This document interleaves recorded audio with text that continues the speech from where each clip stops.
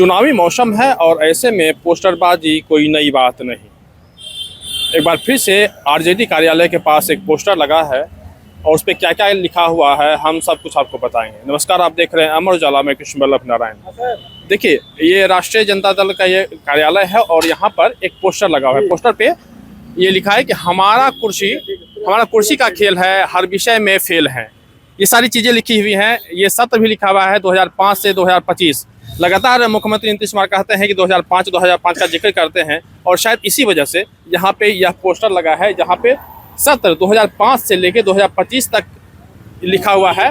इसके बाद लिखा हुआ है कि नौकरी, रोजगार, स्वास्थ्य सुविधा, अपराध पर लगाम, पलायन पर नियंत्रण, भ्रष्टाचार पर रोक, नौकरशाही पर रोक, अस्थिर सरकार, नए निवेश, गुणवत्तापूर्ण शिक्षा, गड्ढा मुक्त सड़क, ये सारी बातें लिखी हुई हैं।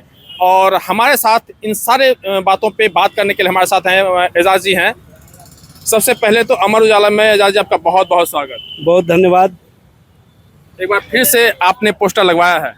देखिए, ये हमारा नहीं है, ये बिहार की जनता का विचार है, बिहार की जनता का सोच है।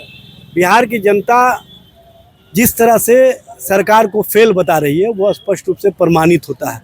ये मैं नहीं कह रहा हूँ, ये भारत सरकार का नीति आयोग का रिपोर्ट कह रहा है।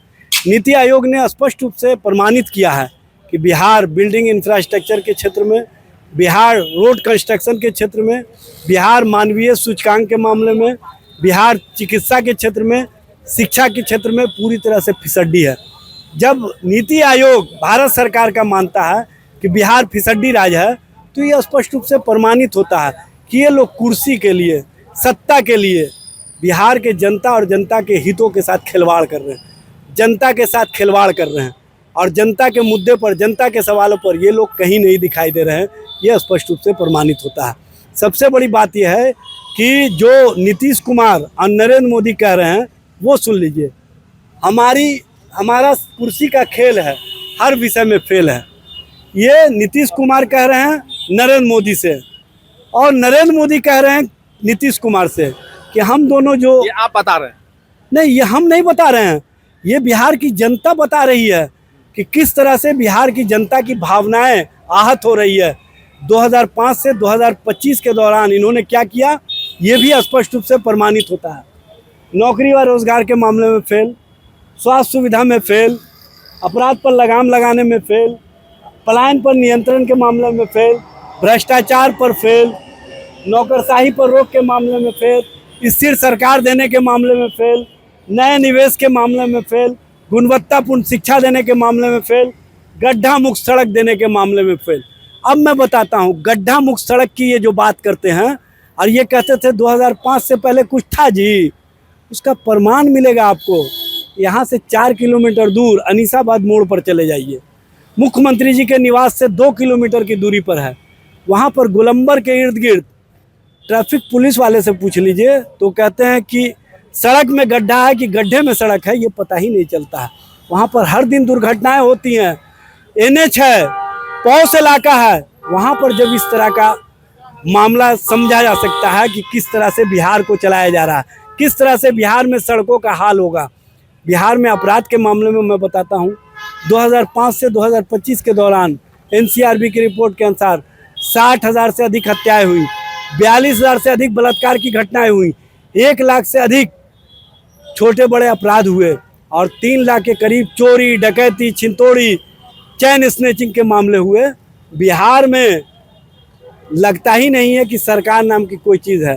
सरकार का एक बाल समाप्त हो गया है। और सबसे बड़ी बात यह गुणवत्तापूर्ण शिक्षा का मामला, यह स्पष्ट रूप से कल मुख्यमंत्री जी ने प्रमाणित कर दिया। जब मुख्यमंत्री जी को शिक्षा विभाग के SCS गुलदस्ता देने गए तो उसी गुलदस्ते को इन्होंने उनके सर पर रख दिया। इन्होंने पूरे शिक्षकों को अपमानित किया, शिक्षा विभाग को अपमानित किया, विद्यार्थियों को अपमानित किया।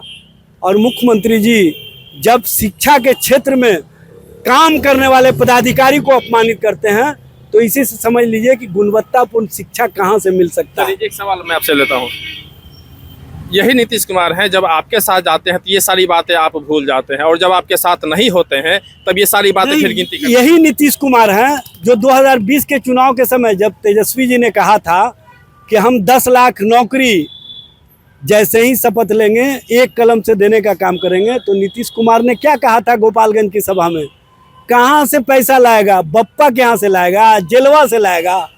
उसी तेजस्वी जी ने नीतीश जी के साथ जब आए तो स्पष्ट रूप से कहा कि मैं सत्ता में तभी आपके साथ भागीदार बनूंगा जब आप हमारे 10 लाख नौकरी और रोजगार के मामले में साझेदार बनिएगा।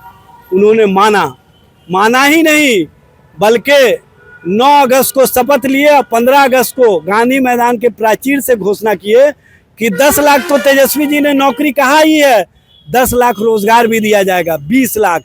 और उसको तेजस्वी जी ने प्रमाणित कर दिया। 5.5 लाख कि हम पहले से हम इससे पहले भी तो 2005 से 2021-22 तक, मतलब 9 अगस्त से पहले तक ये सत्ता में थे ना भारतीय जनता पार्टी के साथ। उतना नौकरी नहीं दिए जितना 17 महीने में तेजस्वी जी ने दिया। 5.5 लाख के करीब नौकरियां दी, 3.5 लाख के करीब रिक्तियां छोड़ करके आए। बिहार को पर्यटन के क्षेत्र में बहुत सर्किट से जोड़ने का काम किए, जापान जा करके। IT सेक्टर में बिहार में क्रांति लाने का काम किए। बिहार में चिकित्सा के क्षेत्र में मिशन 60 डेज के तहत बिल्डिंग इंफ्रास्ट्रक्चर, दवाई, सिंचाई, कमाई और पढ़ाई की व्यवस्था की। जिस तरह से गुणवत्तापूर्ण शिक्षा दिया, 17 महीने के कार्यकाल में 70 दिनों में हमने 2,17,000 BPSC के माध्यम से शिक्षकों की बहाली की। हमारे द्वारा जो 1995-96 में BPSC के माध्यम से शिक्षक बहाल किए गए थे, वही शिक्षक आज बेहतर ढंग से पढ़ा पा रहे हैं। ये तो नौकरी लाओ डिग्री पाओ, डिग्री लाओ नौकरी पाओ, ये वाली सरकार चल रही थी। ये कॉन्ट्रैक्ट पर सरकार चल रही थी। भारतीय जनता पार्टी के कॉन्ट्रैक्ट पर नीतीश कुमार थे और नीतीश कुमार कॉन्ट्रैक्ट पर नौकरियां देते थे। कॉन्ट्रैक्ट वाली सरकार से आप उम्मीद नहीं कर सकते हैं।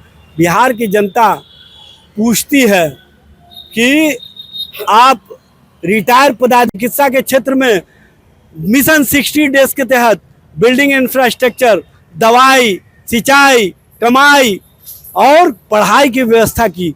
जिस तरह से गुणवत्तापूर्ण शिक्षा दिया, 17 महीने के कार्यकाल में 70 दिनों में हमने 2,17,000 BPSC के माध्यम से शिक्षकों की बहाली की।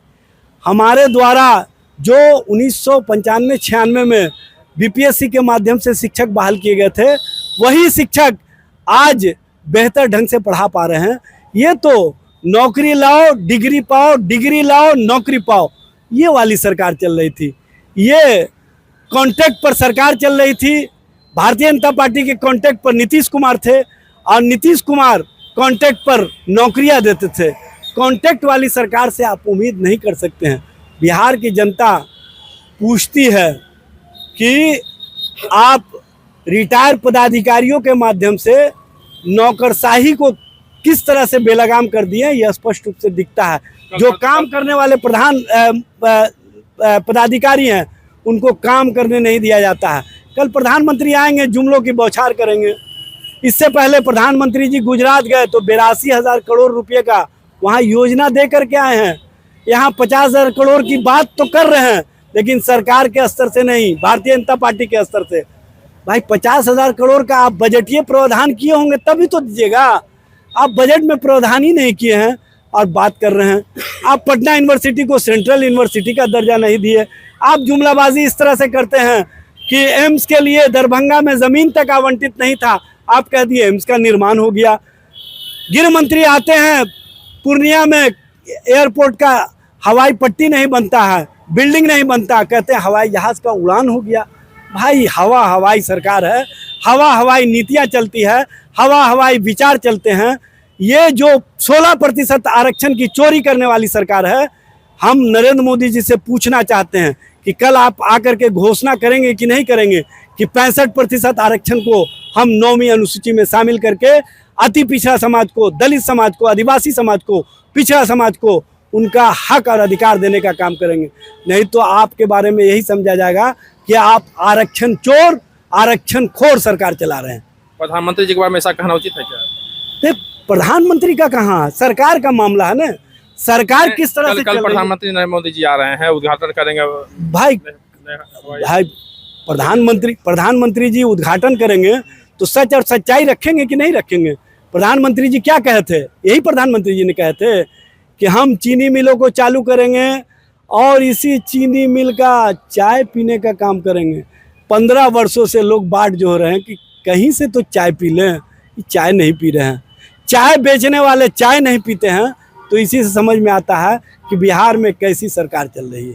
चलिए एक सवाल आपसे भी लेते हैं, कल प्रधानमंत्री आ रहे हैं, क्या कहेंगे? देखिए, बीजेपी का मतलब ही होता है बड़का झूठा पार्टी। ये भी नारा दिया था, बेटी बचाओ बेटी पढ़ाओ। आज बेटी के साथ अत्याचार हुआ, रेप हो रहा है। 9 वर्ष लड़की बच्ची के साथ रेप हुआ, उसे गला काट दिया गया, वो भी फेल कर गए। ये देखिए, भाजपा का ये बिहार में गुंडा राज, राक्षस राज स्थापित हो चुका है। अधिक दिन दहाड़े बोरे रोड में गोली चलते, पुलिस के सामने गोली चल जाते हैं। एडीजी थे, उनके सामने गोली चले। AK-47 से पटना में गोली ले जाए। पटना जो है, यहाँ पर शासन प्रशासन सब रहता है, यहाँ पर गोलियां चल रही है। यहाँ जनता सुरक्षित नहीं है, महिलाएं सुरक्षित नहीं है। इस राज से जनता तंग आ चुकी है। बिहार में गुंडा राज, राक्षस राज भाजपा का स्थापित हो चुका है। देखिए, पोस्टर यहाँ पे लगा है, और जैसा कि हमारे साथ आरजेडी के यहाँ पे मुख्य प्रवक्ता थे, उन्होंने कहा, और उन्होंने मुख्य रूप से कहा कि ये सारी चीज़ गिनाते हुए उन्होंने कहा कि नौकरी, स्वास्थ्य, अपराध पर, ये पलायन पर नियंत्रण, भ्रष्टाचार पर रोक, ये सारा चीज़ है। इस सारा ये इसमें दिखा रहे हैं कि सारा फेल दिखा रहे हैं, क्योंकि ये विपक्ष है और विपक्ष ये कहना है। लेकिन अब कल प्रधानमंत्री नरेंद्र मोदी कल पटना पहुंच रहे हैं, और ऐसे में इनका यह कहना है कि क्या वाकई में कल प्रधानमंत्री आ रहे हैं, तो फिर क्या वाकई में बिहार को कुछ सौगात देंगे, या फिर यूं ही बात हवाई होगी, जैसा कि इनका कहना है। फिलहाल पटना से अमर उजाला के लिए कृष्ण बल्लभ नारायण। अगर आप ये वीडियो YouTube पर देख रहे हैं तो हमारे चैनल को सब्सक्राइब करें और बेल आइकन को दबाना ना भूलें। अगर आप Facebook पर ये वीडियो देख रहे हैं तो हमारे पेज को लाइक करें।